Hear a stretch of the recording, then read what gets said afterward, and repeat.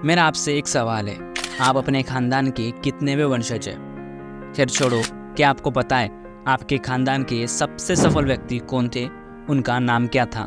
आपसे पहले आपके खानदान की कई जनरेशन्स हो चुकी है और कोई एक बंदा ऐसा था जिसने उस वक्त आपके फैमिली के हालात बदल दिए और उसकी वजह से आज आपकी लाइफ काफ़ी अच्छी है।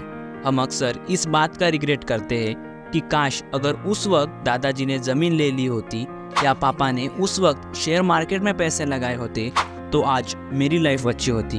अब ये सोचो कि आज से कुछ सालों बाद जब आपकी जनरेशन आगे बढ़ेगी और वो कहेंगे कि काश अगर उस वक्त दादाजी ने ये किया होता या पापा ने वो किया होता तो इस बात को अभी समझ लो कि जब आप खुद के लिए कुछ कर रहे हो तो आपकी आने वाली जनरेशन्स के लिए भी आप कुछ कर रहे हो, और जब आप कुछ नहीं कर रहे हो तो एक रिग्रेट जिंदगी भर आपके साथ रहेगी और वो है कि काश अगर मैंने उस वक्त कर लिया होता।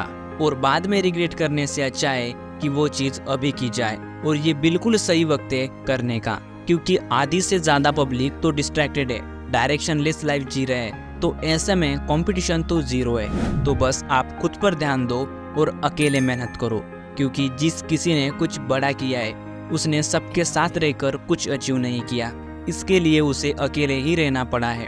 पर सिर्फ अकेले रहने से कुछ नहीं होता, इसके लिए कुछ चीज़ें करनी पड़ती है जो एक बड़े गोल को अचीव करने के लिए ज़रूरी होती है।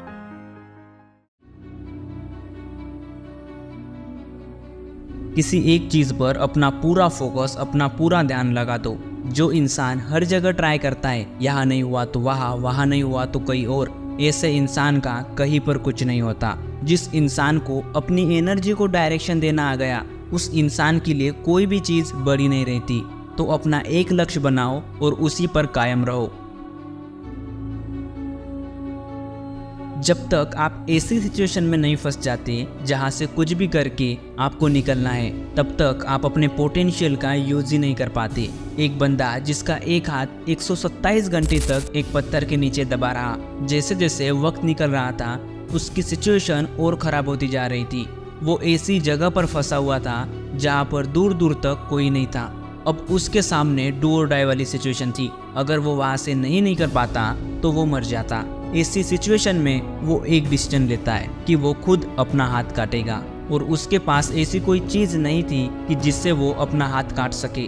बस उसके पास एक छोटा सा चाकू था और उसने उस चाकू से अपना हाथ काटा और वहाँ से निकल गया।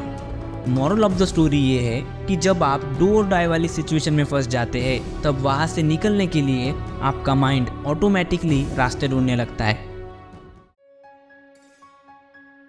किसी भी चीज़ को सक्सेसफुली करने के लिए उसकी प्लानिंग का होना बहुत ज़रूरी होता है, और इस सीन में प्लानिंग का एक बेस्ट एग्जाम्पल है। ये एक मूवी का सीन है जिसमें दो अलग अलग टीम्स होती है और उन दोनों टीमों का मकसद एक ही विलन को मारना है। अब प्लानिंग यहाँ पर यह है कि ये जो दोनों टीम्स है उनकी कैरेक्टर्स की क्या पावर्स है, क्या एबिलिटीज़ है, वो कैरेक्टर क्या कर सकता है, ये दोनों टीमों को पता नहीं होता। पर जब हम ये फाइट देखते हैं तो इसमें एक परफेक्ट प्लानिंग हमें दिखती है कि कौन क्या कर सकता है, और इस हिसाब से वो सारे लोग फाइट कर रहे हैं। अगर हम किसी भी चीज़ को करने से पहले उसकी प्लानिंग कर ले तो वो काफ़ी हद तक आसान हो जाती है।